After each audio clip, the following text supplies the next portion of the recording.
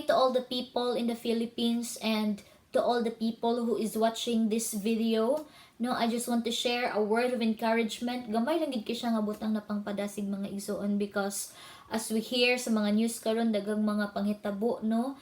Dagang mga katiligman ang gakahitabo karon sa kalibutan, dagang linog, sunog, dagang mga landslide nga kakahitabo, mga issues sa government nga part, klase-klase ang mga pangpahitabo karon sa kalibutan mga igsoon, because we are living now in the last days, no? And these signs mga igsoon reminding us to be prepared for His coming of our Lord Jesus Christ.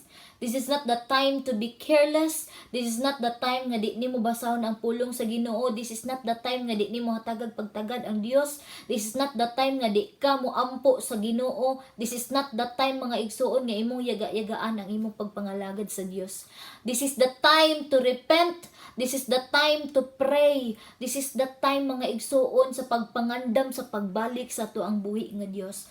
As the Bible says in Matthew 24:42, it says here, "Therefore, keep watch, because you do not know on what the day your Lord will come." It is very powerful verse mga igsoon nga gi-remind sa Ginoo to be ready, to be faithful to God, to be strong, no? Andamo na to ang atong kasing-kasing, for the Lord is coming, no?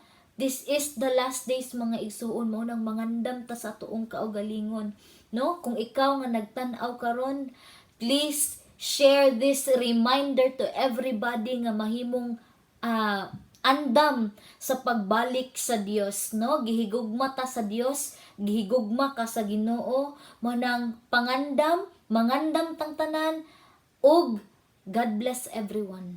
Shalom.